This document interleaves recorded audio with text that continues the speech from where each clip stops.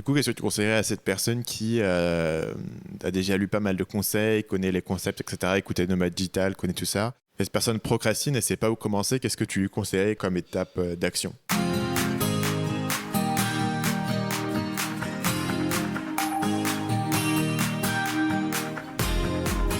Vous écoutez le podcast Nomade Digital, l'émission de ceux qui veulent prendre le contrôle de leur temps et de leurs revenus pour pouvoir vivre et travailler n'importe où dans le monde.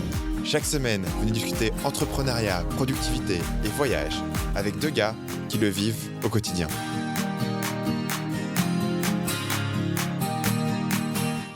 Bienvenue dans le podcast Nomade Digital, le podcast qui répond aujourd'hui à vos questions. Je suis Stan de marketingmania.fr. Et je suis Paul. Aujourd'hui, on a fait une demande sur Facebook et puis par email pour les questions des auditeurs que vous avez eues depuis qu'on avait arrêté d'enregistrer le podcast et on va y répondre. Avant de commencer, je ne sais pas si on a été super clair sur cette question dans le dernier épisode, mais essentiellement ce qu'on est en train de faire, c'est un petit run, une mini-saison de 2 épisodes de Nomad Digital. Donc le podcast ne va pas forcément revenir toutes les semaines, mais on voulait faire une petite mise à jour sur l'année et puis répondre aux questions qu'on avait reçues depuis l'arrêt du podcast. Effectivement, comme je le disais dans l'épisode précédent, j'ai tendance à très rarement répondre aux questions qu'on me pose. Donc du coup, là, je peux le faire d'un coup et ça me fera remonter mon karma à un niveau acceptable. Effectivement. Donc première question. Ouvrez les guillemets. Ça m'intéresserait de savoir, comment vous vous y prenez pour déléguer au maximum, notamment niveau service client. C'est encore ce qui me bloque le plus pour pouvoir déconnecter complètement quelques jours. Je crois que Paul avait parlé d'assistants personnels basés en Inde ou autre pays dans un des podcasts. Vous pouvez en dire plus ? Bref, si vous avez des bons plans à partager, on prend. Paul, qu'est-ce que tu penses de cette idée d'assistant personnel ? Est-ce que tu as parlé d'assistant personnel basé en Inde ? Il me semble que ça, c'est Tim Ferriss qui en a parlé dans la semaine de 4 heures. En Inde, je pense pas parce Ouais. que du coup, on s'adresse toujours à des Français, donc c'était plutôt. Donc en Inde, ça me dit rien. Euh, Après, ce que je. Ça, du coup, ça répond pas directement à la question, mais notamment l'aspect. Je me rends compte que l'aspect pays est assez stupide en tant que tel. Et c'est notamment un truc. C'est-à-dire que il y a beaucoup d'entreprises, et surtout les grosses d'ailleurs, qui vont déléguer outsourcer leur SAV là où c'est le moins cher possible. Et du coup, ça se soigne de la qualité. Alors que justement, comme je disais dans l'épisode précédent, je trouve que le contact avec le service client, c'est une des meilleures occasions pour faire du marketing en fait. Pour créer un lien avec une personne, pour la fidéliser avec l'entreprise. Donc je ne suis pas sûr que ce soit forcément quelque chose qui devrait être aller le moins cher possible. Donc ça, c'est un premier point. Et après, honnêtement, déléguer le SAV, c'est sans doute le rôle le plus facile à déléguer, hein, parce que c'est tout con. Tu fais le SAV actuellement. Au début, donc, tu recrutes la personne, tu demandes de faire le SAV et elle t'envoie ses réponses avant de les envoyer. Tu lui expliques pourquoi c'est bien, pourquoi c'est pas bien, ainsi de suite. Ensuite la personne répond par elle-même. Tu peux un peu surveiller encore pour 1 ou 2 mois. Et puis après, c'est bon, quoi. Normalement, c'est pas du tout ce qui est le plus difficile à outsourcer. Après, peut-être que ton problème à toi, et je pense que c'est ça que j'y pensais pas forcément, mais j'imagine qu'il y a beaucoup de personnes qui ont une activité un peu trop petite pour avoir une personne SAV à plein temps, mais qui veulent quand même pouvoir déconnecter pendant quelques jours, comme tu parles de ça. Et dans ce cas, qu'est-ce qui serait le mieux? Tu peux faire la même chose avec Euh, quelqu'un qui est freelance et pas nécessairement à plein temps. c'est vrai, mais j'avoue que ouais. Plus difficile de Mais tu n'auras trouver pas une le bonne même personne, niveau, ouais, c'est pas ça, le tu n'auras même pas niveau la d'engagement. même qualité, quoi, même pas l'engagement. Mais au moins, ça peut te permettre de déconnecter pendant quelques jours et voilà, quoi. Effectivement. Moi, mon point de vue là-dessus est pas forcément aussi intéressant que le tien, euh, dans le sens où il y a assez peu de questions de SAV traditionnelles. C'est-à-dire, bon, de temps en temps, il y a quelqu'un qui, comme je vends des formations, quelqu'un qui a perdu son mot de passe, qui n'a pas son accès, qui n'a pas son machin. Ça, c'est extrêmement rare. C'est-à-dire, des questions comme ça, j'en ai peut-être une par semaine. La majorité des questions que je reçois, c'est des questions un peu plus pointues. Les gens me posent une question sur leur business, quoi, veulent savoir comment appliquer la formation ou une question sur la formation. Ou alors, il y a beaucoup de questions. Une des choses qui peut être un problème pour moi si je veux déconnecter, c'est les questions avant l'achat. Je suis vachement disponible pour les gens. Les gens ont une question sur la formation, ils se posent la question si c'est bon ou pas. J'encourage généralement les gens dans ma séquence email à m'envoyer un message pour me demander. Et dans ce cas-là, je leur réponds. Dans un cas ou dans l'autre, aujourd'hui, je m'en occupe moi-même. Ça ne prend pas tant de temps que ça parce qu'il n'y a pas un volume de messages qui est monstrueux. Et en un sens, ça serait relativement compliqué à déléguer parce que euh, quand les gens posent une question sur la formation et qu'ils ont une réponse de moi qui est pertinente par rapport à leur question, qui les pointe vers les bonnes ressources, qui vraiment les aide à prendre une décision, voilà, ça apporte une grande valeur parce que c'est aussi moi, ils ont une relation avec moi, ils me connaissent et ils savent que, tiens, si le mec, il répond quand même à ces questions de gens voilà, qui sont un peu curieux et qui se demandent s'ils devraient prendre la formation, tu sais qu'une fois que tu auras acheté la formation, tu auras un vrai support et tu auras quelqu'un qui t'accompagne, quoi. Pas juste vendre de l'information, mais vendre aussi la possibilité que les gens puissent avoir la réponse à leurs questions. Du coup, je ne le délègue pas.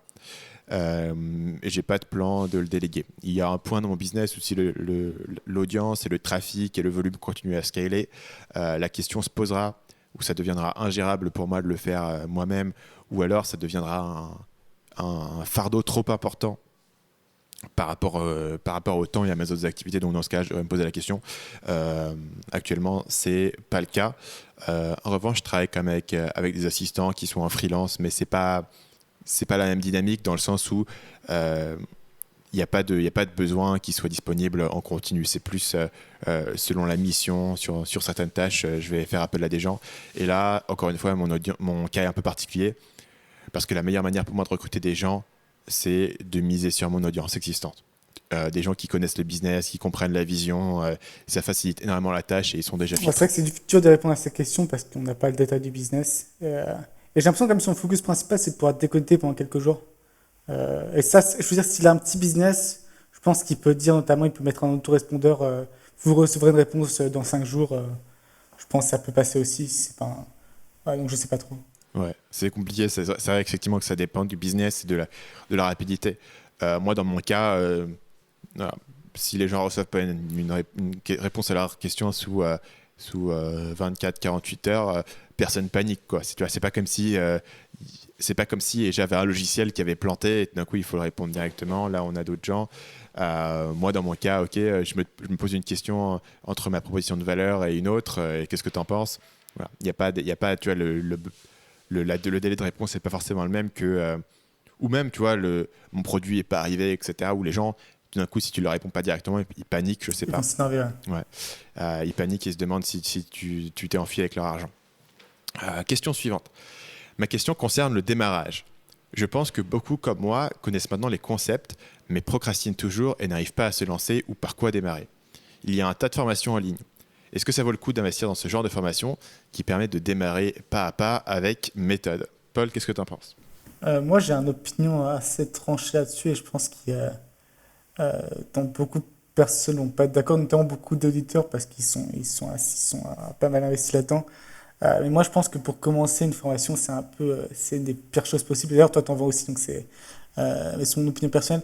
La raison, en fait, la raison, j'ai réussi même à comprendre pourquoi j'avais un peu ce sentiment, c'est que, en fait, acheter une formation, ça te prive de certaines compétences essentielles. Notamment, il y a des arguments pour vendre une formation on te dit, bah, du coup, en 2 heures, t'as le meilleur du contenu parce que j'ai fait le travail de recherche et j'ai réuni ce qui était le plus intéressant et je te le délivre plutôt que faire 20 heures de recherche. Ça, c'est le premier argument qui, pour moi, est très mauvais parce que justement, c'est une compétence essentielle de savoir faire des recherches soi-même et de filtrer les informations et de juger de leur valeur. Et le deuxième aspect, c'est l'aspect justement pas à pas, méthode pas à pas. Et c'est aussi un gros argument des formations, c'est de dire, bah voilà, comme ça, là, tu auras un cadre, tu auras une structure, tu auras des étapes et on pourra aller ensemble pas à pas. Et pour moi aussi, le fait de faire, donc, avoir des recherches, avoir fait des recherches et ensuite mettre en place un plan et avoir cette, comment dire, et utiliser son jugement pour créer ce plan, ça fait partie aussi des compétences essentielles qu'il faut acquérir. Donc pour moi, justement, c'est contre-productif quand tu commences à acheter une formation parce que ça te prive, ça te donne un peu une béquille qui t'évite de passer, d'acquérir ces compétences essentielles.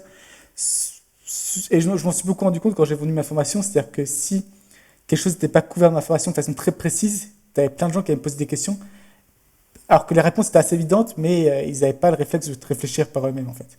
Et ce qui est assez marrant là-dedans, c'est que euh, cette année, j'ai acheté plus de formations de très loin. Enfin, c'est pas monstrueux, hein, j'ai peut-être payé 300 euros de formation plus d'autres années, parce que justement, je pense que j'en suis à un stade où c'est intéressant et où justement où ce gain de temps vaut le coup. Euh, Parce que je pense avoir acquis les autres bases en termes de recherche d'informations et un peu de prise de décision autonome, quoi. Donc moi, c'est un peu mon approche par rapport à ça.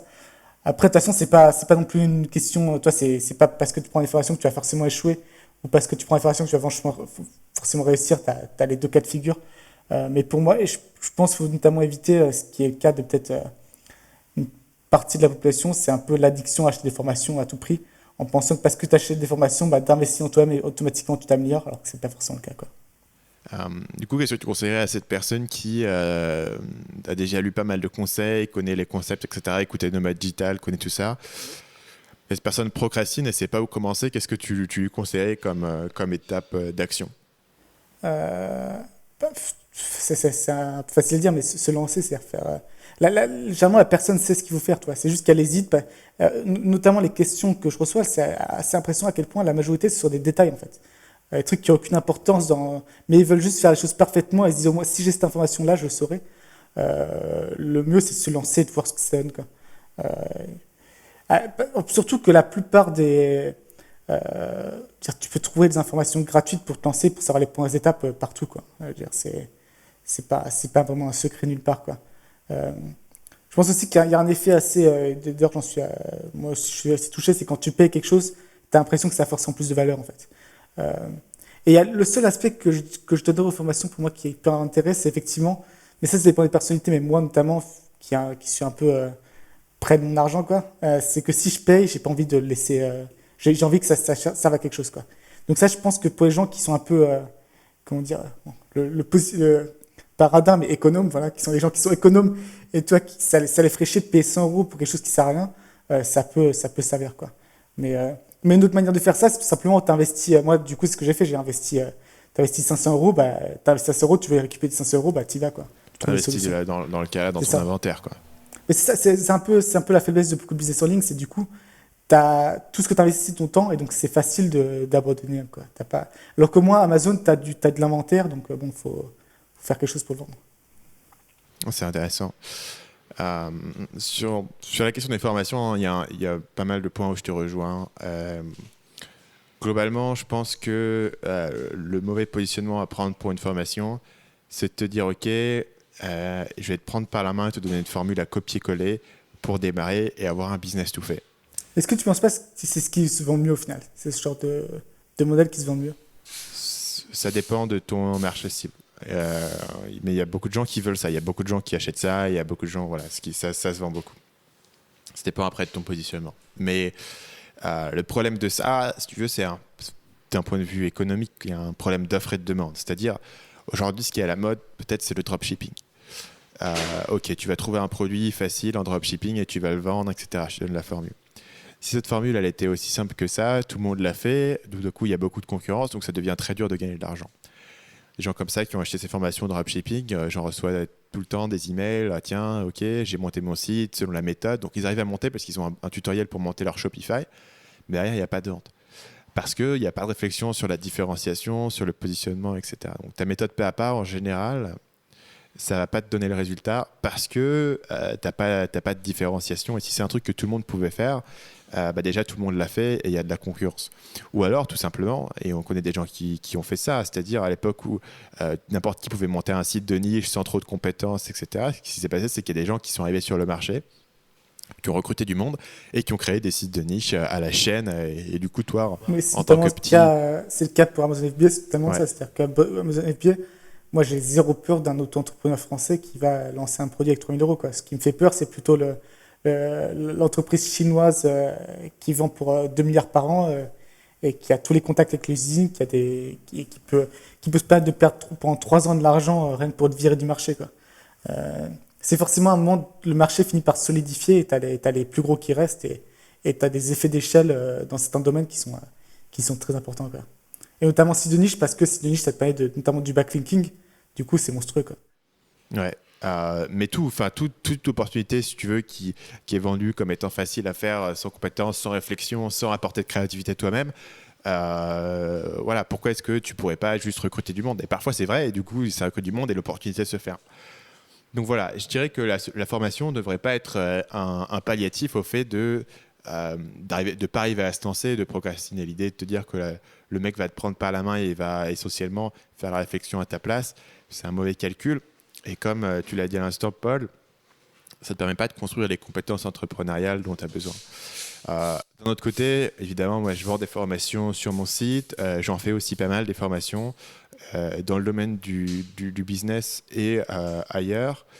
Et je trouve qu'il y a certaines formations qui sont intéressantes dans le sens où tu vas vraiment apprendre et pratiquer une compétence et tu vas vraiment...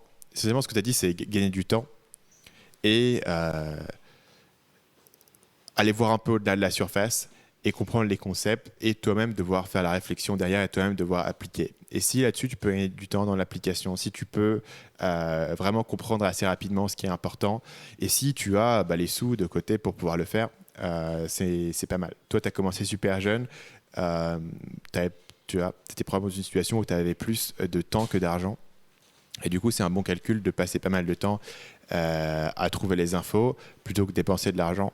Les gens qui sont dans un boulot, qui ont un emploi, qui ont du cash, qui rentrent chaque mois, mais qui n'ont pas autant de temps que ça, le calcul est peut-être un petit peu différent. Donc c'est peut-être là où je verrai la chose. Il ne faut pas croire que la formation, c'est un panacée qui va faire que tu vas pouvoir monter un business facilement. Même si tu as la meilleure formation du monde et même si la formation t'apprend les super compétences, etc., il reste encore le fait de devoir trouver le bon positionnement, devoir exécuter les trucs, devoir résoudre tes propres problèmes et puis devoir prendre la responsabilité essentiellement pour ton projet. Je pense qu'effectivement, il y a la question de responsabilité qui est assez importante. C'est que je pense que c'est la plus grosse peur des gens, c'est que du coup, si tu te lances sans formation et que ça ne marche pas, tu es responsable. Et donc, je pense que même ça si joue tu te lances beaucoup. avec une formation et que ça ne marche pas, tu es responsable. Si tu veux, la formation, ce n'est pas une manière de déléguer ta responsabilité pour ton idée et pour ton succès au formateur. C'est juste une idée de te dire, OK, cette personne-là, elle a des idées intéressantes et des points de vue intéressants là-dessus. Je pense que le coût qu'il me demande est intéressant par rapport à ce que lui va m'apprendre et ce qu'il va m'apporter et la manière dont il peut accélérer mon projet, où il peut me faire gagner du temps. Donc c'est un peu plus le calcul là, par rapport à la question de la procrastination et de ne pas savoir où démarrer. Je pense qu'il faut d'abord commencer par monter des petits projets, apprendre à s'automotiver, apprendre à prendre la responsabilité des trucs, apprendre à se démerder. C'est ça ce que dit la personne, c'est qu'il ne sait pas par quoi démarrer. Et je pense qu'on est d'accord à dire en disant tu démarres sur n'importe quoi.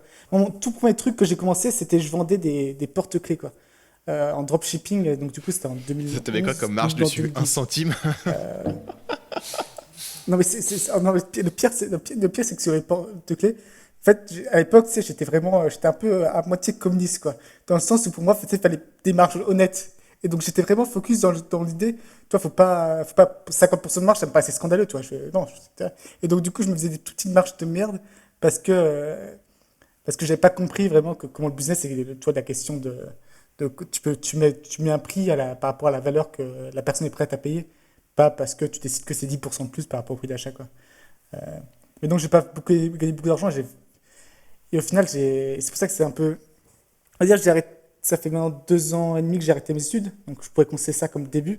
Mais en réalité, j'ai commencé encore 2 ans avant ça à gagner peut-être 200 € par mois, quoi.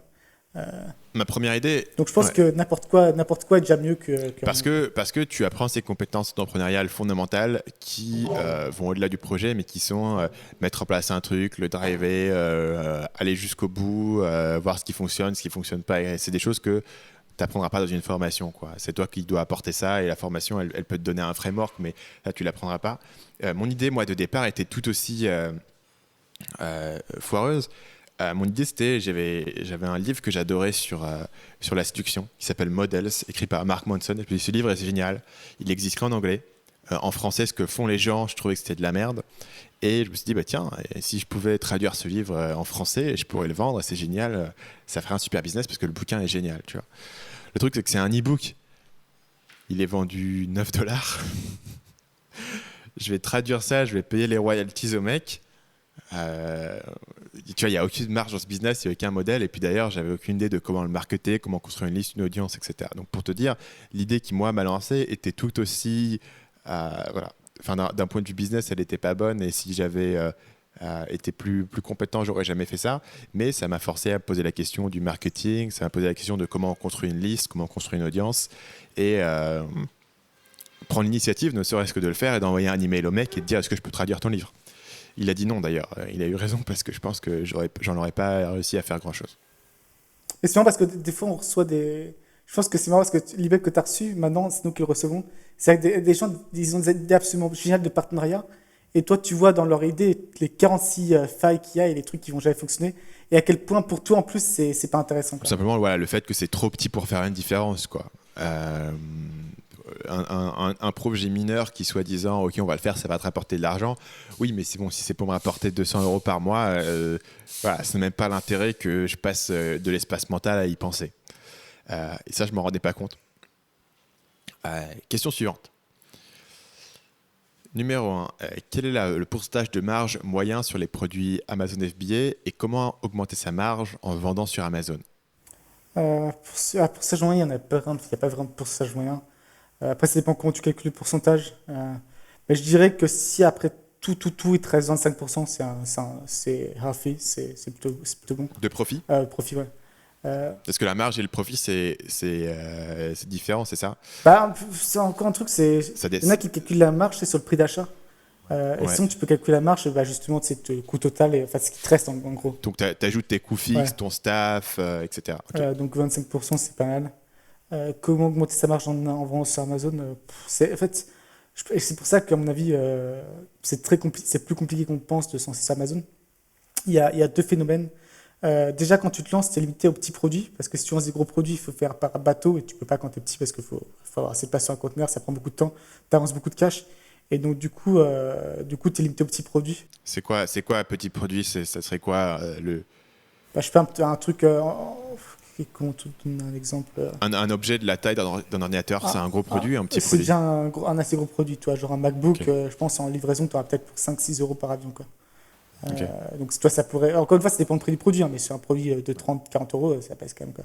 Euh, donc ça, c'est le deuxième gros problème qu'ont beaucoup de. Parce que moi, je me rends compte parce que je travaille avec certaines usines et je suis assez proche de ces usines. Et donc, toujours ce qu'elles me font, c'est qu'elles me partagent les prix qu'elles font payer à d'autres clients. Pour me faire bien comprendre, je suis VIP, machin truc. Et notamment les clients étrangers, les petits clients, ils sont massacrés par les usines chinoises. C'est-à-dire que les usines chinoises vont leur donner le double de prix, quoi. Parce que forcément, ils savent très bien qu'ils ont affaire à quelqu'un qui a aucune idée de ce qu'il fait. C'est ce qu'ils ont fait, c'est ce que la première usine que j'ai contactée et à qui j'ai acheté a fait avec moi, c'est qu'ils m'ont fait payer beaucoup trop cher. Maintenant, l'avantage, c'est que j'ai des bureaux en Chine, donc on peut commander au prix chinois, quoi. Euh, mais les usines ne sont pas bêtes, hein. Ils ont vu l'afflux de mecs Amazon FBA. S'ils voient qu'une personne est étrangère, ils vont en profiter, quoi. Mais la question, du coup, c'était comment augmenter sa marge. Mais il n'y a pas de réponse facile, quoi. Euh, je dirais, ouais, c'est obtenir le meilleur prix d'achat, expédier par bateau, euh, améliorer, enfin, s'assurer que le produit est de bonne qualité pour éviter les retours des clients. Mais toi, il n'y a pas de solution facile. Enfin, si c'est une solution facile comme augmenter sa marge, ça se saurait, quoi. Et après, un dernier truc, c'est peut-être aussi réfléchir au niveau du pricing par rapport à la concurrence, quoi. C'est-à-dire que des fois, c'est pas toujours intéressant d'être moins cher. Et des fois, il vaut se placer dans un creux un peu plus premium. Ça dépend encore une fois du marché, quoi.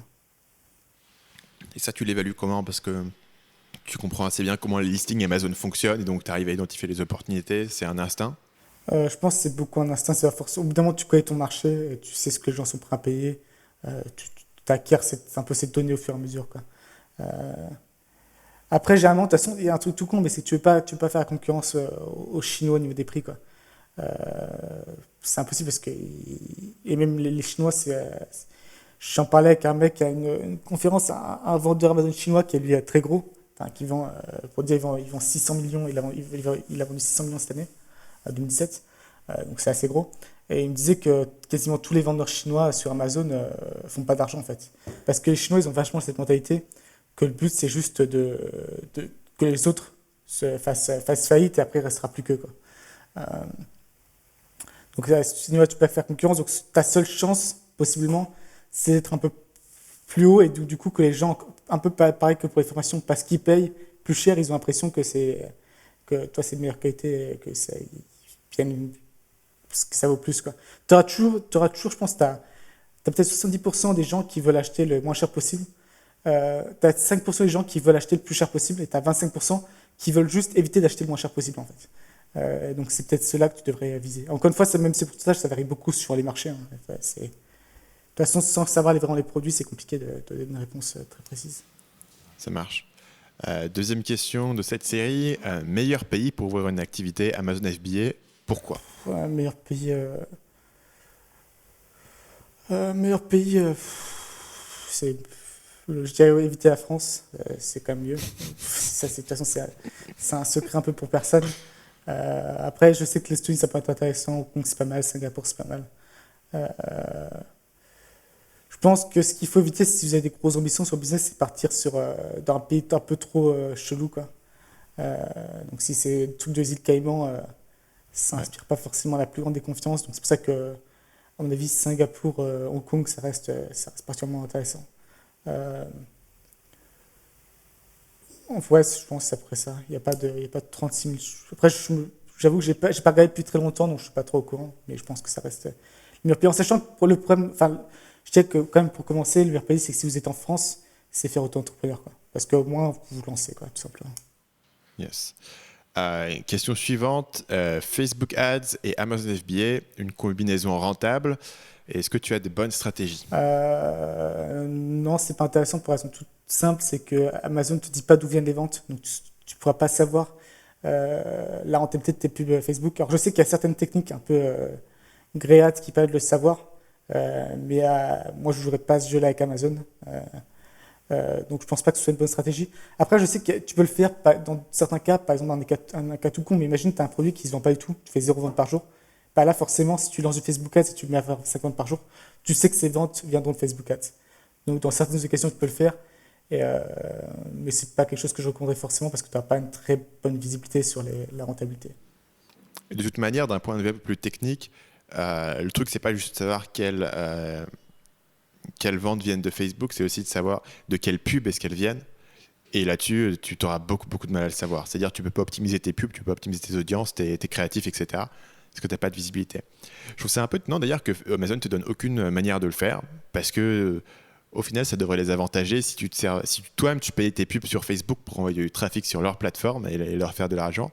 Est-ce que tu as une idée de pourquoi est-ce qu'ils ne te donnent pas cette possibilité d'avoir un suivi? Parce que, à mon avis personnel, c'est parce qu'ils voudraient pas, parce que du coup, tu ferais des pubs Facebook qui seraient pas forcément en adéquation avec la façon dont Amazon veut être représenté. Et toi, D'accord. t'enverrais vers Amazon alors qu'Amazon veut contrôler son image. Donc je pense que c'est beaucoup ça, quoi.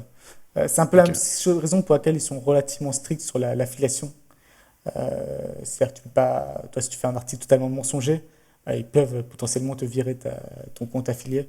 Je pense que c'est vraiment ça la question. De toute façon, Amazon, il faut comprendre qu'ils sont très, qu'on appelle ça, ils sont très controlling, ils aiment bien contrôler, quoi.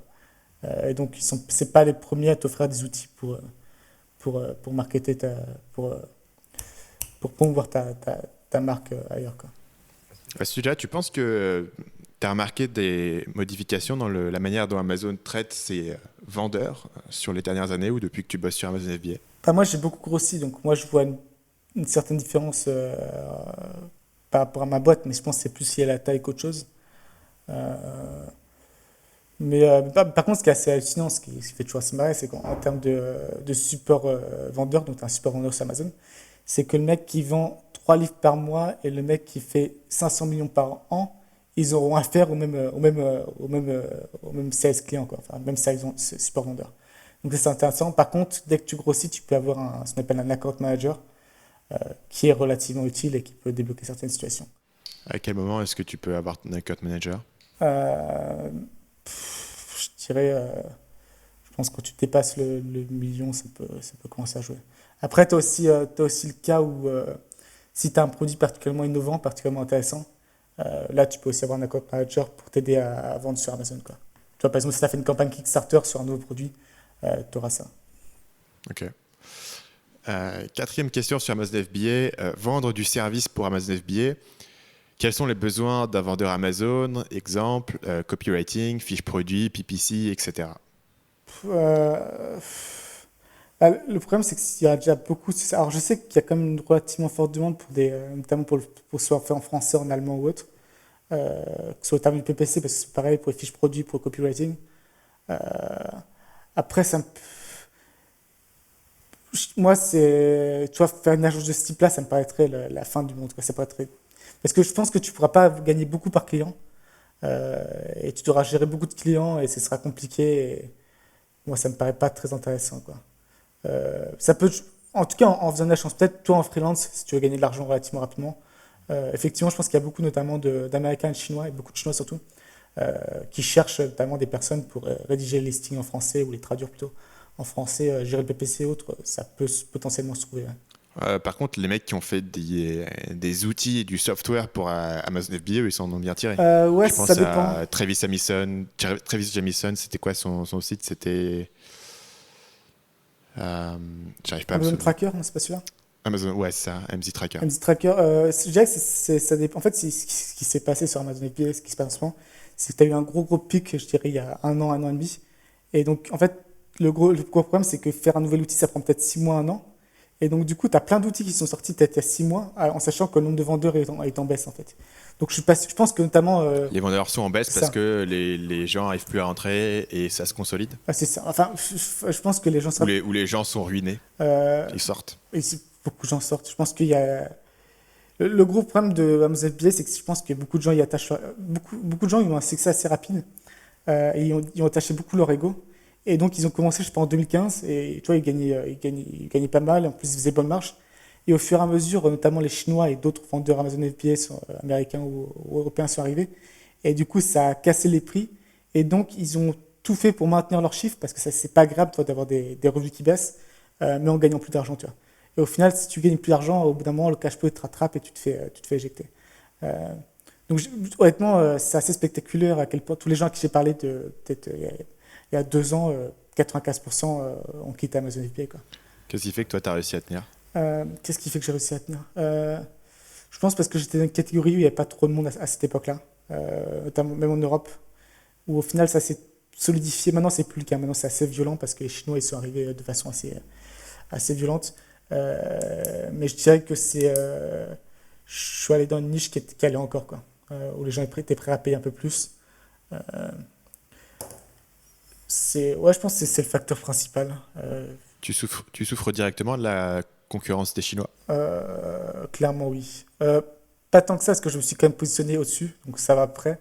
Et je suis content, heureusement que je me suis positionné dessus, parce que si j'étais sur le même truc, je me serais fait totalement défoncer. Euh, mais forcément, enfin, faut voir aller sur Amazon.fr. Bon, vous aurez déjà une partie des produits qui sont vendus par Amazon, mais après, 95% des vendeurs, c'est chinois, quoi. C'est assez impressionnant parce que ils ont accès aux usines, ils ont accès aux réseaux logistiques et ils s'en foutent de gagner de l'argent, quoi. Euh, et en plus, maintenant, ils sont beaucoup améliorés sur tout ce qui est copywriting et autres. Ils sont largement améliorés. Obtention de reviews, ils sont pas mauvais non plus. Euh, Ils ont un autre avantage chinois, c'est qu'en fait, les boîtes, en fait, ils ont zéro peur d'être bannis par Amazon parce qu'ils créent juste une boîte et ils relancent, en fait. Donc forcément, ils respectent pas toujours les règles et ils abusent un peu des failles existantes. Euh, donc je dirais que les Chinois, globalement, dominent Amazon FBA assez largement. Ouais. Alors qu'on entend beaucoup parler des Américains, par exemple. Les Américains. Bah, en plus, encore une fois, les gens sont pas très originaux de façon naturelle. Donc les gens sont allés dans par exemple, les, les trucs de cuisine. Et, forcément, enfin, comment tu veux. Toi, t'as 150 personnes qui vendent le même produit. Bon courage, quoi. Mhm. Question suivante. La fameuse question Selling Machine. Même sans trop détailler, est-ce que Paul peut expliquer rapidement pourquoi il a choisi de supprimer toute trace de son blog Selling Machine, ses formations et tout ça? C'est un ensemble de raisons. Une des plus importantes, c'est que j'étais assez naïf, dans le sens où à l'époque, je faisais pas mal de podcasteurs américains, et tu vois, même si j'avais su quel produit vendait, ça me serait jamais venu à l'idée de me lancer sur le même truc qu'eux, parce que ouais, il m'offrait du contenu gratuitement, il m'avait bien aidé. Sauf que moi, personnellement, j'ai pas été spécialement discret sur les produits que je vendais, et ce qui fait qu'il y a pas mal de personnes qui sont venues vendre les mêmes produits que moi. Euh, Comment ça, t'as pas été spécialement discret? Il me semblait que tu parlais pas directement de ta marque ou des produits que tu vendais, que les gens arrivaient à faire détective et trouver. Ouais, c'est pas très compliqué. À plein de niveaux, c'était pas très compliqué, hein. Tu vois, Ok. et ça me fait, j'étais vraiment totalement naïf, hein. J'étais persuadé que même je me dis au pire des jeux qui trouveront et puis ils font. Ouais, tu vois, peut-être qu'ils regarderont par curiosité, mais ils ne seront pas pour un produit. Surtout, il y a même des personnes carrément qui m'ont parlé, toi, qui m'ont parlé, genre, on échangeait par email, toi, je leur ai répondu des paragraphes. pour les aider. Pendant ce temps, ils sont censés sur le même truc que moi, toi. Ouais. Ce qui est forcément pas très agréable, surtout que j'ai passé beaucoup de temps à l'époque pour écrire du contenu gratuit. C'est-à-dire qu'il y a peut-être 40 articles de 2000 mots, c'était quand même assez substantiel. Et donc, ça faisait un peu chier. Surtout qu'en fait, ce qui se passe, c'est que bon, ça n'a jamais été un gros risque pour mon business parce que ils n'avaient pas forcément de facteur différenciateur en fait. Mais justement, le problème, c'est que quand tu n'as pas de facteur différenciateur, qu'est-ce que tu fais pour pouvoir vendre? Tu baisses les prix en fait. Donc ça a cassé les prix, donc pendant un temps, j'ai pas eu de l'argent. En sachant que je crois qu'au total, il y a 7 personnes, 8 personnes qui m'ont copié. Il n'y en a plus aucun qui est présent dans mes niches de façon notable, quoi, qui fait plus de ventes par jour, quoi. Donc au final, ça n'a pas été très grave, mais c'était plus sur le principe où c'était un peu agaçant. Euh, donc ça, c'est le premier aspect. Le second aspect, c'est un truc un peu plus personnel, c'est que ça, à mon petit niveau, ça me gênait d'être connu, en fait. C'était une sensation assez désagréable pour moi. Toi, ça me plaisait pas, en fait. Et je préfère vraiment plutôt faire mon business dans mon coin. Toi, faire un podcast annuel. Toi, que trop de gens... Toi, par exemple, je pense que je vivrais très mal d'avoir une chaîne de 80 000 abonnés, toi. Je pense que ça, c'est la personnalité de chacun. Moi, cette attention, ça me rendrait pas très à l'aise. Donc, il y avait ça. Le dernier truc aussi, c'est l'aspect vente de formation. C'est un truc qui m'intéresse pas du tout. Alors, c'est pour plein de raisons. Déjà, je pense qu'il est très important, mais c'est comme pour les produits physiques, hein, c'est dans les formations, c'est d'avoir une bonne, que la forme soit belle en fait, que la forme monte au valeur. Et moi j'étais un peu en mode, vas-y, j'enregistre mon écran et j'explique ce que je sais. Euh, et donc forcément, même si ça s'est bien vendu, hein, je crois que la première formation que j'ai sortie, j'en ai vendu 350, donc c'était pas mal. Mais, euh, mais l'emballage n'était pas beau, était pas satisfaisant. Euh, et aussi, je me suis rendu compte que beaucoup de gens, ça leur servait pas à grand chose, quoi. Ça leur servait pas à grand chose. Et c'est un peu dégoûté aussi parce qu'il y avait beaucoup de gens qui étaient vraiment en galère financière et je sentais qu'ils étaient désespérés et j'avais pas envie qu'ils se sentent sur la BSFB, qu'ils achètent ma formation, qui claquent Ouais, 5000 ça c'est le euros. pire. Euh, Ouais. Surtout qu'encore une fois, ma BSFB, c'est très facile de perdre de l'argent comparé à d'autres business en ligne, donc ça me gênait pas mal. Euh, ouais, j'avais pas. En plus, aussi, un truc un peu, je me suis un peu tiré balle dans le pied, c'est dans le sens où tout le contenu gratuit, tout le contenu gratuit que j'avais fait pour moi suffisait à se lancer, tu vois. Je pense que les formations n'étaient pas essentielles. Alors ça me montrait ma méthode précise, mais tu pouvais faire ça, donc j'avais pas l'impression non plus que ce soit très utile, quoi. Euh, Tout ça a fait que, effectivement, j'ai décidé de. Et le dernier aspect, je pense qui est aussi important, c'est que quand je comparais les deux, ça me plaisait beaucoup plus de travailler sur son business que de travailler sur son business FBA que sur mon business formation, quoi. Et donc je me suis dit pourquoi diviser les deux alors qu'il y en a un qui me plaît beaucoup plus. Et donc voilà, ça a mené à ce que je ferme mon site, podcast et tout ça. Selling Machine, elle existait pendant combien de temps environ? Et en plus, je me souviens, j'ai regardé, c'était super court en fait, ça durait pendant 4 mois en fait. Ça a fonctionné vachement vite parce qu'en fait j'étais une des seules personnes à l'époque qui a la moindre expérience là-dedans en Ouais, t'as France. été un des premiers à en parler en France. Ouais. Et d'ailleurs, il y a beaucoup de gens qui m'ont dit après que j'avais fait une erreur, j'aurais au moins. Ouais, parce que, effectivement, le potentiel financier était assez important, je pense. Euh, Par rapport à ton business actuel, ça reste une goutte d'eau. Ça reste une goutte d'eau, mais c'est un business où tu as. Je tiens un peu plus evergreen, c'est-à-dire que j'aurais pu sortir une formation et tu vois, laisser tourner. Après, c'est facile à dire toujours comme ça, mais aussi, non, après, il y avait aussi un truc où j'ai fait un choix assez courageux, c'est un peu exagéré, mais, non, mais je pense que tu as un peu le concept de sunk cost, tu vois. Donc, finalement, j'avais passé 4 mois où j'avais consacré la moitié de mon temps, environ peut-être 6-7 heures par jour à travailler sur ce site-là. Donc, toi, ça représente, du coup, Ouais. ça avait plus de 1000 heures de passé. Au final, j'ai vendu mes 350 formations, je crois que j'ai vendu seulement 37 euros, donc bon, ça, c'était pas mal. Et après, j'ai fermé, alors que j'avais presque fait le plus dur du travail, toi. J'avais une certaine crédibilité, j'avais une audience, j'avais une liste email, et au final, tout ça, j'ai jeté à la poubelle, quoi. Euh, Ouais. donc c'était un peu par rapport à ça, mais honnêtement, maintenant, je ne regrette pas du tout. De toute façon, généralement, les décisions, ce genre de décisions, tu les sens un peu, ton instinct te dit un peu ce que tu devrais faire, quoi. Hmm. Question suivante, est-ce que tu penses qu'il est encore jouable de se lancer, de percer sur Amazon FBA en 2018? Euh, oui, alors, en fait, il faut que je mette un petit bémol par rapport à ce que j'ai dit avant. C'est que moi, quand je parle de ça, je parle un peu pour atteindre une certaine échelle. Par contre, dégager 2-3 000 euros d'Amazon FBA d'une petite niche en la sectionnant plutôt pas mal, c'est possible, quoi. Par Alors contre, explique quelle est la différence. Parce que les Chinois ne sont pas sur des trucs à 2-3 000 euros par mois en France. Euh, bah, ils sont moins, ils sont moins. Et surtout, ouais, ils sont moins, il y a moins d'attention qui est portée là-dessus, tout simplement, quoi. C'est-à-dire qu'effectivement, les plus grosses boîtes chinoises, il faut comprendre qu'il y a plusieurs boîtes, t'as des connus, par exemple, Oki est assez connu. Eux, ils font 2 milliards par an. Amazon.com plus Amazon. Et Amazon Europe, euh, ils n'en ont rien à foutre d'un petit produit qu'ils peuvent vendre pour 10 000 euros par mois, quoi. Euh, Mais pourquoi? Parce que pourtant, Procter Gamble, qui est une boîte qui fait des milliards, te vend bien une brosse à dents ou du dentifrice à 3 euros. c'est vrai. Je pense que c'est simplement qu'ils lancent masse de produits et toi, c'est comme toutes les boîtes, ils sont quand même toi, ils sont limités dans leurs effectifs, ainsi de suite, et donc ils se concentrent sur. Je pense que toi, ils ont une méthode, ils ont un peu une grosse machine, et donc c'est un peu bête d'utiliser cette grosse machine sur les petits produits, alors qu'il y a encore plein de gros produits à lancer. Ok. Je pense que c'est un peu ça. Ouais. Et après, Procter Gamble, toi, moi aussi, je trouve ça pas très cohérent de vendre des brosses à dents à 3 euros. Je trouve ça un peu stupide de leur part. Mais bon, ils ont dû réfléchir. Euh, ouais. Euh, donc tu penses que c'est pas jouable de se lancer, d'essayer de monter un gros business? Bah, en fait, il y a un truc tout con, mais c'est pareil pour tout, c'est pareil pour site de niche, c'est pareil pour tout. C'est que, imaginons que tu veux vendre un rasoir, ok? Rasoir, quand même un gros truc. Euh, donc le mec tape rasoir sur Amazon.fr. Le premier résultat va peut-être prendre 30%, enfin 25% des ventes. Le second, peut-être 15%, le troisième, 10%, ainsi de suite. Et donc, si tu n'es pas sur cette première page, tu vas vendre rien du tout, en fait. Et donc, toi, tu comprends l'idée un peu? C'est que Mhm. sur les gros produits, il faut y mettre le paquet pour être dans dans la première place. Et si tu te lances avec Ça veut 3000 dire quoi euros, mettre le paquet? bah, mettre le paquet, notamment un truc tout con, mais c'est tout ce qui est. Pour commencer à se positionner, faut mettre beaucoup en pub. Euh, Après aussi, par exemple, maintenant, tu peux faire des vidéos, toi.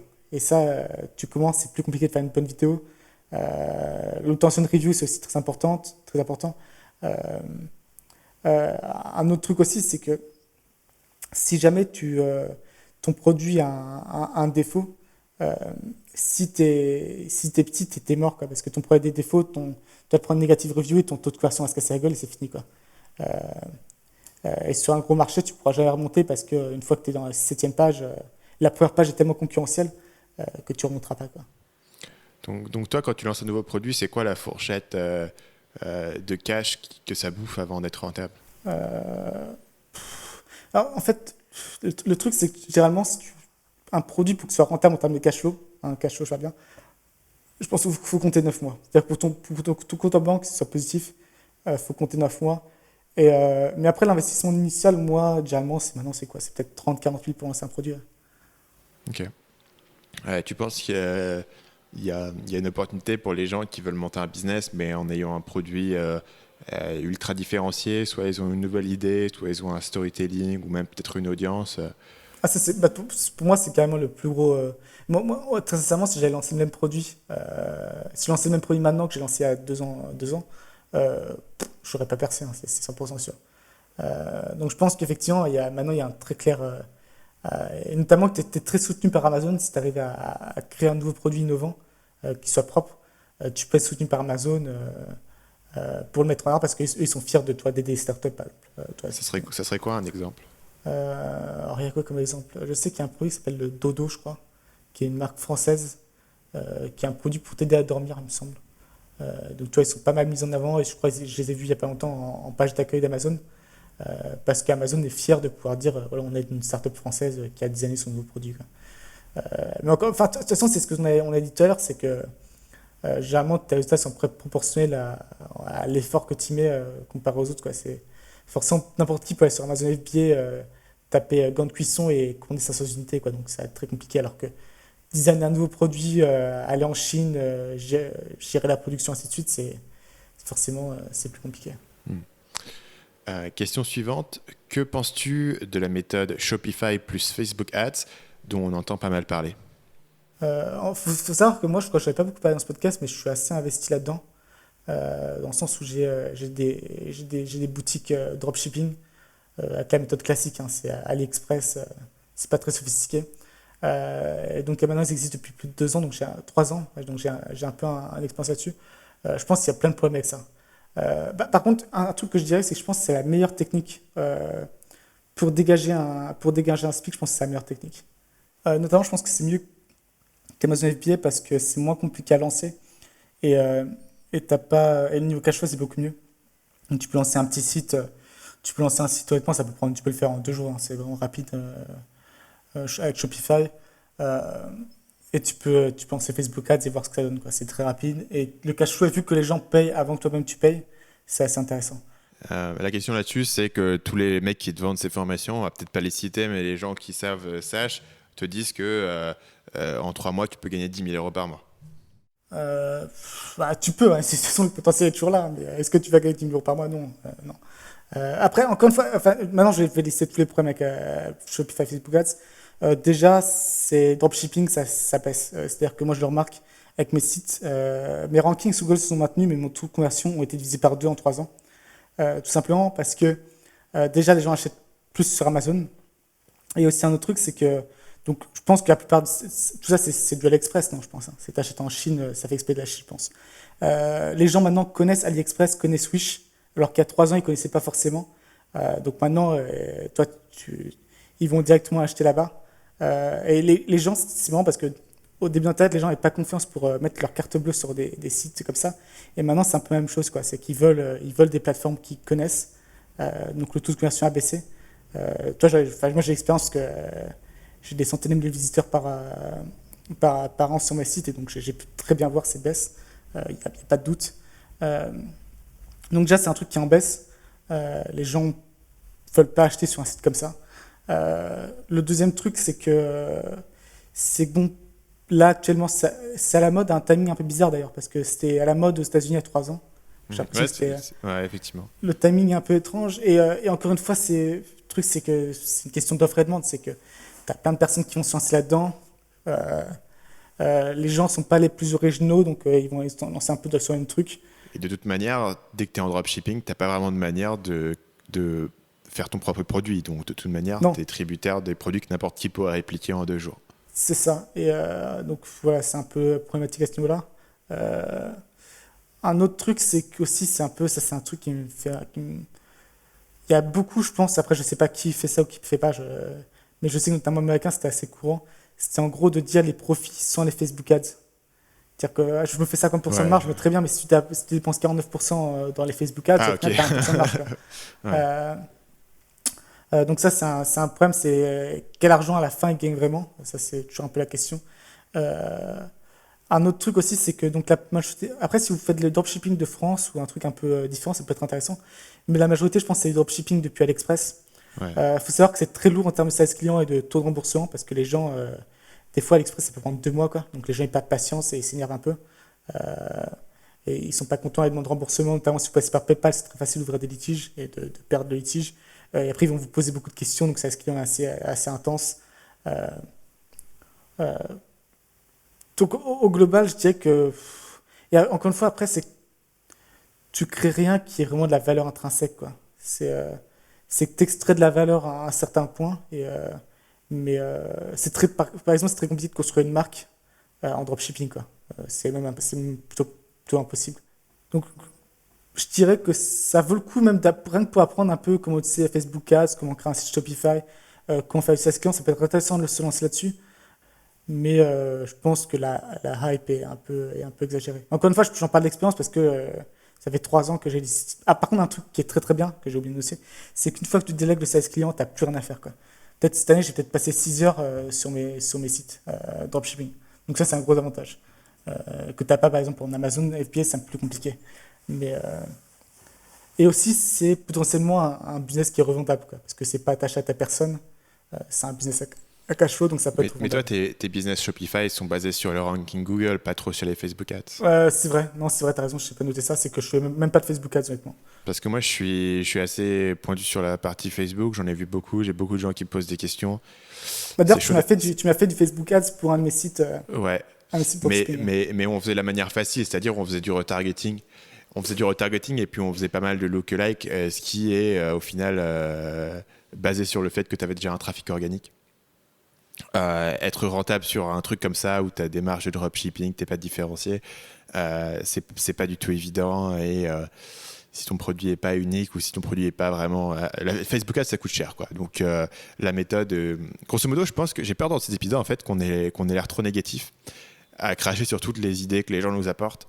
Je pense que ce qu'il faut comprendre, c'est que là où on est assez négatif, c'est les méthodes copier-coller qui sont à la mode et dont tout le monde parle. Et vous avez vu quelqu'un qui fait ça et vous dit je vais copier-coller ce modèle, quoi. Il y a tous les jours des gens qui se lancent sur Internet, qui réussissent et qui cartonnent, qui font des trucs, mais ils suivent rarement la formule XY.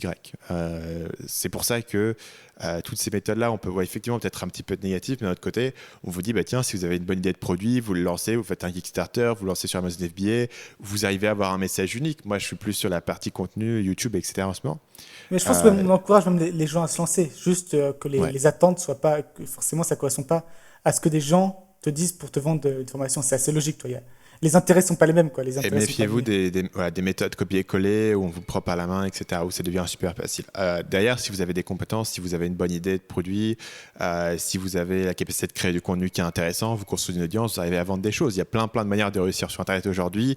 À mon avis, il faut peut-être moins s'inquiéter des méthodes toutes faites, des tendances du moment, des trucs à la mode, et plus se dire, OK, comment est-ce que je peux apporter de la valeur à des gens et faire un peu mon truc. Plein de gens réussissent sans forcément faire voilà, les grandes méthodes qui sont à la mode en ce moment. Et c'est peut-être pour ça qu'on est un petit peu sceptique de ces méthodes-là. Ça ne veut pas du tout dire qu'il n'y a pas de place. Et il y a plein de places sur Internet pour faire des projets. Question suivante, on repart sur un truc plus technique e-commerce. Qu'est-ce que tu penses de Price Minister? Alors, je dois avouer que j'ai pas une opinion très forte sur Press Minister. C'est pas un truc qui me préoccupe mieux le jour. Je me dis, putain, qu'est-ce que je pense de Press Minister?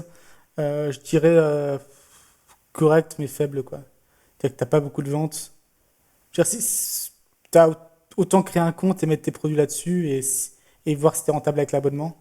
Mais moi, je trouve qu'on doit vendre peut-être 60-80 produits par mois sur Price Minister. Donc c'est assez négligeable, quoi. Il n'y a pas beaucoup de trafic. Après, par contre, ce qui peut être intéressant, j'imagine, c'est justement de concentrer sur ces plateformes qui sont un peu moins concurrentielles et justement faire un travail pour obtenir des reviews, monter dans le ranking. Peut-être que Price Minister propose du PPC, je sais pas. Donc ça peut être un potentiel, c'est au lieu de viser Amazon, viser d'autres plateformes plus locales. Mais si on Price Minister, ouais, j'ai pas plus d'opinion que ça dessus. Ça marche. Question suivante, un peu plus philosophique. Dans votre cas où ces connaissances sont assimilées depuis longtemps, vous avez un certain revenu récurrent avec vos activités, comment gérez-vous votre motivation sur le long terme? Puisqu'en quelque sorte, vous savez ce qui marche et vous appliquez votre plan pour grossir un peu plus. Arrivez-vous encore aujourd'hui à trouver du challenge dans votre job? Ne s'installe-t-il pas une sorte de routine? Et si la réponse est non, comment trouvez-vous du plaisir dans de nouvelles choses? Moi, je pense que c'est tout le contraire, c'est que j'ai beaucoup de challenge maintenant qu'il y a 2 ans, quoi. Non, c'est le contraire d'une routine. Je pense encore une fois, c'est parce que on a tous les deux fait le choix de faire un peu les choses différentes dans les domaines différents, donc les challenges arrivent un peu de même. J'imagine que par exemple, si j'étais resté avec mon site dropshipping, que j'avais juste maintenu ça, la question se poserait, mais là, non, j'ai des challenges dans tous les sens, beaucoup de choses à apprendre, donc c'est pas un problème. Je pense que le modèle mental qui est implicite dans la question, c'est un peu l'idée à l'ancienne de la semaine de 4 heures où tu montes un truc de revenu passif, tu l'automatises et puis ensuite ça tourne et ça te rapporte de l'argent. Pour différentes raisons, ce modèle-là, c'est pas la manière dont ça marche vraiment. Une raison simple étant que le web, ça change beaucoup. On a beaucoup parlé dans cette émission des changements sur Amazon. Si tu avais monté un petit business, tu en as parlé tout à l'heure, des gens qui se sont fait jarter du marché, mais tu as monté un petit business et tu crois que le truc va continuer à te payer pendant des années sans rien faire, euh, tu supposes quand même que le marché du business internet et de l'e-commerce et compagnie va pas évoluer derrière toi. Donc là, il y a vraiment un truc où de toute manière, le marché, le truc va changer vers toi. L'autre élément, c'est qu'on n'a pas des business qui grossissent un peu plus. On a des business qui vont se multiplier chaque année.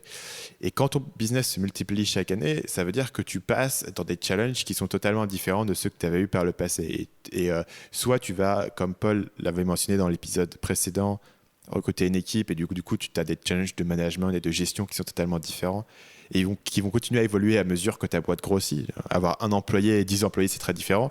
En avoir 10 et 100, encore une fois, c'est différent. Ou alors, tu vas aller sur des idées qui sont un petit peu différentes. Et dans mon cas, voilà, créer du contenu différent. Parce que si mes vidéos, c'est toujours la même chose, les gens, ça va les faire chier, ils vont arrêter de regarder. Moi aussi, ça va m'ennuyer. Donc, voilà, l'idée, c'est de trouver les choses qui t'intéressent, de pousser un petit peu la barrière là-dessus. Et puis, voilà, on n'est pas sur des business qui grossissent un petit peu. On n'est pas des gestionnaires de PME, de province. Voilà, on n'a pas des business qui sont encore arrivés à leur maturité. Des trucs qui bougent beaucoup, donc beaucoup de challenges, beaucoup d'opportunités. On est obligé de rester un peu vif sur l'environnement qui nous entoure. Donc, c'est pas là où je pense est le gros défi. L'autre aspect, c'est sur la question de la motivation. Encore une fois, implicite dans la question, c'est de dire qu'on fait le business juste pour payer notre lifestyle et que le but, c'est juste de pouvoir payer les factures. Dans mon cas, c'est clairement pas le cas. J'en tire une grande satisfaction, j'en tire un grand intérêt, j'en tire une curiosité. C'est là où je me challenge dans la vie et où j'apprends des nouvelles choses et où je deviens une meilleure personne et où j'essaie d'apporter de la valeur au monde.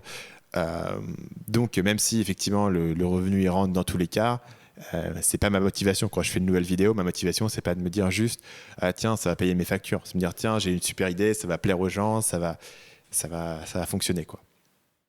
Question suivante. Quel pays pour un premier voyage en Asie du Sud-Est? Bah, je dirais que Chiang Mai est assez tranquille dans le sens où c'est pas trop violent comme culture choc, comparé à super. Moi, j'étais parti avec moi de Davao aux Philippines, donc c'était assez violent. Euh, donc, je dirais que notamment Chiang Mai est plutôt cool pour commencer en douceur. Euh, donc, la Thaïlande. La Thaïlande, en fait, vu qu'il y a tellement de touristes, tu vois, les infrastructures sont en place. Euh, donc, Ouais, ça me paraît totalement Thaïlande, pense c'est quoi. bien. Bon, je continue à bien aimer le Vietnam, c'est accueillant. Et puis, si la question, c'est vraiment le voyage et pas s'installer, il y a des voyages relativement cool à faire au Vietnam, c'est assez beau. Mais voilà, en grosso modo, ouais, Thaïlande ou Vietnam, c'est les pays les plus simples. Après, dès que tu vas dans les autres pays, c'est un peu plus l'aventure. Question suivante à ce sujet-là. Paul, est-ce que tu me paieras une bière à Chiang Mai?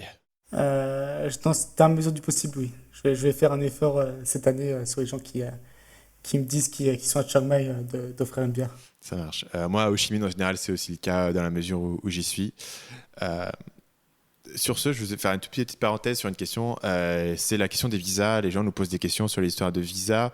On n'est pas forcément les meilleures sources. Peut-être aller voir sur Google. Sachant qu'au Vietnam, vous pouvez avoir très facilement, c'est le pays que je connais le mieux évidemment, des visas directement en ligne, hein. Vous pouvez acheter vos visas en ligne et les retirer à l'aéroport et ça marche très bien. Celui que j'utilise, je vais peut-être le citer, ça s'appelle e-visa. Vous tapez e-visa Vietnam et c'est evisa.com.vn, donc evisa.com.vn, c'est le truc que j'utilise tout le temps. Vous avez tous les visas dont vous avez besoin et ça fait très bien l'affaire. Voilà, pour le Vietnam. Le reste, tout ce qui est Indonésie, etc., nous avez posé des questions. Vous pouvez facilement trouver ça sur Google normalement. Question suivante, dans quel business miseriez-vous pour 2018? Entre parenthèses, dropshipping, print on demand, Bitcoin. 3 petits points. Bah, déjà, je pense que c'est un truc important, c'est que le Bitcoin, c'est pas un business. À moins que tu veuilles créer un business autour du Bitcoin, mais le Bitcoin en tant que tel, c'est pas un business. Et moi, personnellement, j'ai investi dans les cryptos et j'ai fait x8 en 3 mois. Donc, ça a très bien marché pour moi, mais j'ai aucune idée de ce que je fais, toi. J'ai juste tenté ma chance et je pense qu'il faut vraiment se méfier de. Ça va arriver, hein, comme ça a arrêté pour le trading, le forex, machin truc, c'est que tu vas avoir une nuée de personnes qui vont se présenter comme des experts et ils vont te montrer des résultats incroyables. Mais Alors que le seul actuellement, truc qu'ils ont fait, c'est un acheter du putain, Bitcoin et de mais le ça, garder, quoi. Et un donc, oui, putain de singe, ouais, il pourrait faire ouais. du x15 en 6 mois, quoi. C'est pas Quand, très bien quand passé. tout monte, ouais, effectivement, je suis d'accord avec toi. C'est assez. Et personne n'a la moindre idée de ce qui va se passer, toi. Il faut pas. Enfin, il y a même les gens qui vont sortir des formules ou quoi que ce soit, non, t'as aucune idée, toi, qui vont faire des analogies. D'ailleurs, ta vidéo est très bien là-dessus sur le Bitcoin. Je recommande la vidéo de Stan sur le Bitcoin, sur les biais. C'est en gros. Moi, mon esprit par rapport au Bitcoin, c'est on ne sait pas ce qui va se passer. Il y a peut-être 10% de chances que ça explose totalement, que ça monte à des trucs, et 90% que ça floppe. Et donc, c'est à vous de voir en fonction l'argent que vous êtes prêt à perdre et ouais, de prendre les risques ou pas. Et encore, le problème en plus des cryptos, c'est qu'on ne sait pas. Je pense qu'à terme, la technologie va devenir populaire, va devenir mainstream, mais on ne sait pas quelle monnaie. Et à mon avis, ça sera pas Bitcoin, mais on verra. Euh, donc, Bitcoin, c'est pas. À moins que tu veuilles créer un business sur le Bitcoin, pourquoi pas, mais si en tant que tel, c'est pas un business. Après, voilà, si tu veux faire un business de court terme et que tu arrives à trouver une idée autour du Bitcoin, ça peut être pas mal parce que du coup, il y a un engouement, il y a un intérêt, il y a un truc. Donc, je suis sûr que Ledger, la boîte qui font euh, des Les hardware, wallets, ouais. des hardware wallets, je suis sûr que voilà, ils ont cartonné cette année. Évidemment, on sait bien que Coinbase cette année a bien cartonné. Voilà. Après, je sais pas si forcément les gens. Coinbase, t'as vu leur email de Coinbase? En fait, le gros problème qu'il peut y avoir pour les cryptos, et notamment le Bitcoin, ils sont très sensibles à ça, c'est que les transactions ne vont pas assez vite. Et donc, si jamais, par exemple, il y a un crash complet de Bitcoin, le temps que vous demandiez à retirer vos Bitcoins, bah, ce sera trop tard, il sera peut-être à 1000 $, quoi. Donc ça, c'est un truc aussi qu'il faut prendre conscience, c'est que ça prend du temps, c'est pas comme en bourse, vous pouvez retirer sur la journée même. Ce ne sera pas aussi évident, quoi. Euh, et donc Coinbase qui a informé les gens que si jamais il y avait une chute de Bitcoin, ça pourrait mettre plus de 3 jours pour échanger leur Bitcoin, quoi. Ouais. Ceci dit, il y a peut-être des. Bon, je vois plein de gens qui sortent des formations autour du Bitcoin dans lesquelles je ne mettrais pas personnellement un copec. Alors, on a parlé de formations auxquelles pas faire confiance. Soi-disant, je vais vous expliquer investir dans le Bitcoin parce que j'en ai acheté au début de l'année et ça a monté. Voilà, j'irai un peu questionner l'expertise du mec. Autant, toi, je peux comprendre devant une formation, par exemple dropshipping ou Amazon FBA, dans le sens où si tu voulais scale, c'est pas évident. Tu vois. Même dropshipping, c'est pas très compliqué, il faut monter une équipe, ainsi de suite. Que ce soit Forex ou par exemple Bitcoin, si tu veux scale, bah, mets plus d'argent dedans. Tu as ton argent personnel, tu mets plus d'argent, quoi. Il n'y a pas le. Toi, y a pas vraiment de raison de sortir une formation sur le sujet. Si tu as compris comment ça fonctionnait, si tu as tout compris, tu as juste à mettre plus d'argent, quoi. Bon, ça c'est fait. Print on demand, Ouais. j'ai pas trop réfléchi à ça, mais je pense que à mon avis, ça peut être un truc qui monte. Alors, de toute façon, générale, tout ce qui est personnalisation, je pense que ça va être un truc qui monte. Tu peux expliquer ce que c'est? Bah, print on demand, j'imagine dans ce cas-là, c'est par exemple, imaginons, je prends un exemple, tu as un bracelet et tu veux un bracelet avec un nom spécial ou avec un design spécial, je sais pas. Mais je pense que ça va être un truc qui va monter parce que les gens aiment avoir un truc qui soit personnalisé, qui soit unique. Euh, et euh, et c'est quelque chose qui scale pas très très facilement. Donc je pense que ça peut être une niche à exploiter. Notamment tout ce qui est cadeau. Toi, offrir un cadeau personnalisé, c'est vachement. Pourquoi est-ce que ça se scale pas facilement? Parce que tu vends au client un par un produit différent à chaque fois, quoi. Donc, Mais tu peux avoir une interface de personnalisation. bah, c'est vrai, par exemple, tu as Vistaprint, tu vois, qui fait ça. Mais du coup, Hmm. ouais, j'avoue que je l'imaginais plus comme un truc un peu artisanal, en fait. Donc c'est vrai que c'est pas forcément valable Ou ce que je te dis. alors tu peux vendre un produit personnalisé, effectivement, qui peut pas être produit par Vistaprint, quoi, qui est trop compliqué en termes de process, et donc du coup, tu peux te construire une niche là-dedans. Je sais C'est pas quel ça. serait un exemple, mais tu as parlé dans l'épisode précédent de la pièce Memento Mori. Si tu pouvais frapper des pièces, tu pouvais, selon le design de la personne ou avec le message de la personne, ouais, peut-être qu'il y a. Par Je exemple. sais pas si c'est un bon Et après, exemple, je mais. pense que la plus grosse difficulté dans ce genre de business, c'est aussi d'être vu, que les gens sachent que ton service existe, en fait. Hmm. Et c'est là où, notamment, si tu associes un peu, je pense que si tu associes deux personnes, une personne sur le côté produit, une personne sur le côté marketing, qui sont bons chacun dans ce qu'ils font, je pense qu'il y a moyen de faire des bons trucs, quoi. Yes. Grosso modo, moi je suis pas super fan de la question, c'est-à-dire dans quel business miserez-vous pour 2018 et ensuite avoir des grands domaines. Voilà, si ton idée est bonne, elle marchera, quel que soit le truc. Et si ton marketing, si tu arrives à trouver des gens, si tu arrives à récupérer du trafic, à convertir, etc., ça fonctionnera. C'est pas. Il y a un truc à dire sur les tendances. C'est clair que si tu attrapes la bonne tendance au bon moment, c'est un avantage et ça accélère les choses. D'un autre côté, c'est pas la tendance qui va faire le succès ou l'échec de ton business. Et il peut y avoir du sens à aller contre la tendance et faire un business qui te semble bien sur des points de vue fondamentaux, même si il n'y a pas beaucoup de gens qui font des vidéos YouTube sur ce sujet actuellement. Le seul truc que je dirais par rapport à ça, c'est quand même effectivement le seul contre-argument par rapport à ça, c'est quand même la distribution compte pas mal, tu vois. Et que ce soit toi via YouTube ou moi via Amazon, je pense que quand tu offres t'offres quelque chose de qualité, différencié, et en plus tu as la plateforme de distribution qui va avec, c'est là que tes résultats peuvent monter très très vite, quoi. Donc je Ouais, pense qu'il mais faut quand même rester constater cette distribution. Et après, encore une fois, ça dépend toujours de tes ambitions, quoi. Si tu veux dégager 2000 €, 3000 € par mois, euh, sois juste bon à quelque chose et ça suffit, quoi. Mais tu vois, est-ce que tu aurais dit en 2017, ouais, c'est l'année de YouTube, tu vois, où je vais cartonner sur YouTube. Voilà, il n'y avait pas de raison que 2017 plutôt que 2018 ou 2016 ou 2015 soit l'année de YouTube. C'est juste décider de le faire, trouver un positionnement un petit peu différent. Voilà, c'est un Non, peu. mais tu vois, si c'est parti sur Dailymotion, tu dirais pas la même chose. Oui, mais c'est pas, Non, c'est non, je pas suis d'accord, nécessairement la je tendance suis de du mauvaise moment. foi, je Oui, suis de mauvaise effectivement. Non, foi. mais je suis d'accord que quoi, la plateforme de distribution, c'est important. Là, la question, c'était aussi voilà, sur les différents business models, tu peux marcher quoi. Je suis sûr que si tu arrives à faire un modèle de dropshipping nouveau en montant une audience énorme sur YouTube et que tu arrives à combiner une audience YouTube avec du dropshipping, tu peux cartonner. Bon, d'abord, c'est exactement ce que font la majorité des YouTubeurs avec leur concept de merch.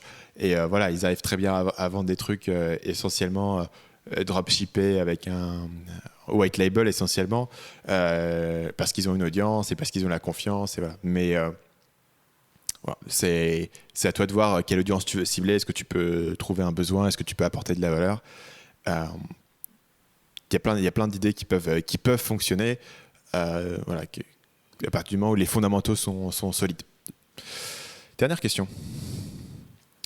Plus sérieusement, ça devient sérieux, attention. De plus en plus... Enfin, c'était pas le même mec qu'avant. En fait, Ouais. hein. C'est juste, j'ai coupé, donc il reste le plus sérieux. On sait pas ce qui était pas sérieux avant. On le saura jamais, mais c'est pas grave. Ça devait être une blague excellente. Ouais, ça devait être très bien. Ça devait être une anecdote en fait. Plus sérieusement, de plus en plus de startups deviennent full remote. Les nomades envahissent YouTube pour vendre des formations Shopify. Pensez-vous que le nomade digital est devenu mainstream, voire un buzzword? Paul, ton avis? Moi, j'avoue que si quelqu'un que je considère pour recruter me dit qu'il est nomade digital ou met dans quel que soit le support, que ce soit l'automatisation CV ou je sais pas quoi, ou me le dit en personne, je fais très très gaffe, quoi. Parce que je pense que De la part du effectivement, mec qui a un podcast qui s'appelle Nomade nomade Digital. digital, c'est vrai que je saisis un peu l'hypocrisie, mais en fait, le gros problème c'est-à-dire que les gens qui s'identifient comme nomade digital, beaucoup maintenant, c'est un peu toujours le même profil, quoi. C'est entre 20 et 30 ans, ils ont fait un peu de freelance, ils se sont découverts, ils se sont fait un voyage en Thaïlande. Ils ont pris une photo Euh, avec le tigre à Chiang Mai. et toi, je le dis de façon, parce que moi je suis parti aux Philippines, j'ai fait de la freelance, hein, donc toi, je dis sans aucune, avec un peu de condescendance, mais une vis-à-vis de moi-même, toi. Donc ça passe. Je pense qu'effectivement le mot est pas très positif. Euh, ouais, je sais pas s'il était déjà pas très positif 3 ans avant, je me rendais pas compte. Mais maintenant c'est, je sais pas, enfin, nomade digital, j'ai l'impression que la majorité des gens qui se définissent comme nomade digital sont plus à essayer de vendre leurs petits trucs à la con que vraiment créer de la valeur ou apporter quelque chose, quoi. En fait, j'ai l'impression il y a le focus de récupérer de l'argent pour pouvoir voyager et avoir ce mode de vie plutôt que créer quoi que ce soit, quoi. C'est un peu mon impression et donc je suis pas trop fan du terme. Tu te dis, je pense pas qu'il soit encore devenu mainstream. Je pense qu'il est encore à 2-3 ans de vraiment percer. Le jour, j'ai vu enfin, on m'a Après partagé aussi, une il faut vidéo. faut dire aussi que je suis à Chiang Mai, donc c'est un peu l'épicentre. Ouais. Voilà. On m'a partagé une vidéo d'une chaîne américaine où c'est genre. C'est drôle parce qu'ils le font comme s'ils le découvraient, tu vois.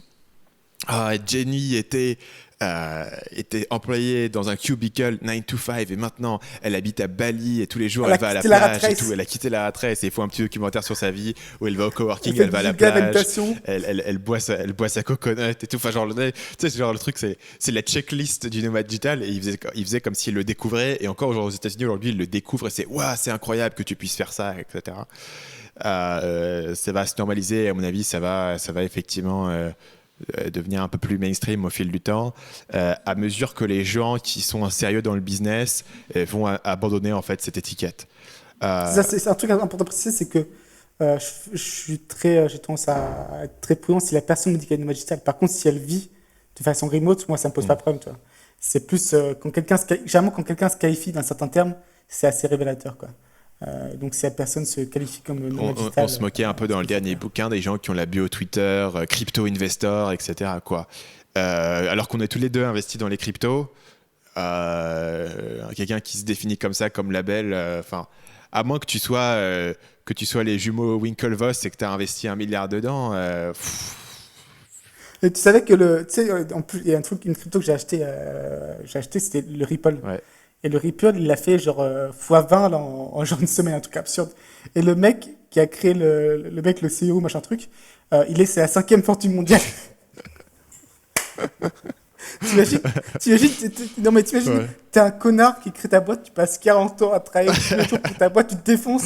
Enfin, t'atteins, tu vaux genre 30 milliards et tu vois un connard qui te dépasse en 2 secondes.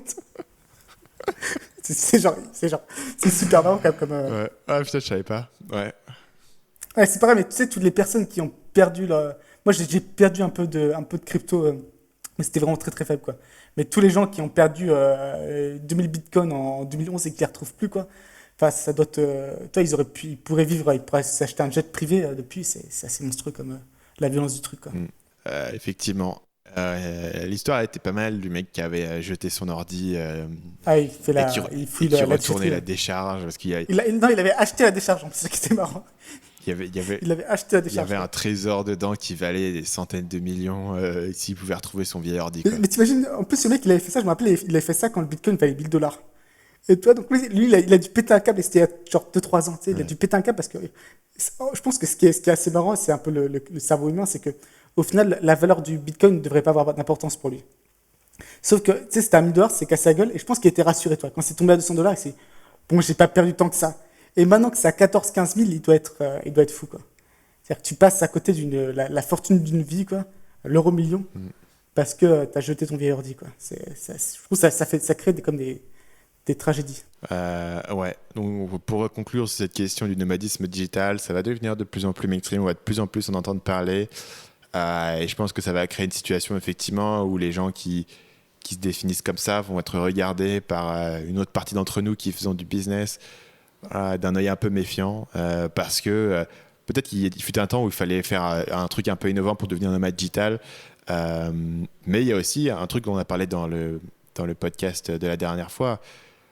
Si tu es nomade digital, tu bosses tout le temps, ça diminue quand même tes capacités à monter un business voilà, qui a une certaine échelle. Bah, de toute façon, est-ce que tu peux penser à quelqu'un qui a un gros business et qui voyage tout le temps, quoi? Toi, moi, ça me vient pas à l'esprit, James effectivement. Altucher, Il voyage tout le temps, lui? il vit que dans des Airbnb. Ok. Et il vit de ville en ville comme ça. Pas de ville en ville, C'est toujours le il cas est ou quand même c'est... souvent à New York. Non, il vit que dans des Ok. Airbnb. En fait, il a fait un truc, et j'ai écouté son podcast le jour. Il a fait un truc, en gros, un jour, il voyageait et il a pété un câble. Il a fait oh, putain, ça me fait chier de rentrer chez moi et tout. J'ai tout ça, j'en ai pas besoin. Il a appelé une de ses potes. Il a fait ok, va chez moi. Mon bail s'arrête en fait dans 2 semaines. Va chez moi et jette tout. Est-ce que tu jettes pas, tu as le droit de le prendre. Est-ce que t'as pas envie de prendre, tu peux le vendre. Donc quelqu'un a vidé sa maison pour lui, il est jamais rentré chez lui. Il était parti en voyage, il est jamais rentré chez lui. Et maintenant, il vit juste avec ses possessions qu'il avait emmenées avec lui en voyage, donc son MacBook, ses habits, etc., dans des Airbnb. Voilà. Mais lui, il a vraiment un truc storytelling particulier, etc. Et James Altucher, pour le coup, il a vraiment un business intéressant qui fait du chiffre. Mais est-ce que tu as vu, ça m'a assez choqué, ça, c'est pubs Facebook. Non, T'as vu ça ou pas? non, parce que je suis Il a plus genre sur des pubs Facebook. Facebook genre sur le Bitcoin. Ouais. Et genre sa pub, c'est genre comment un génie excentrique, avec sa tête, hein, comment un génie excentrique est devenu multimillionnaire avec les cryptos, tu vois.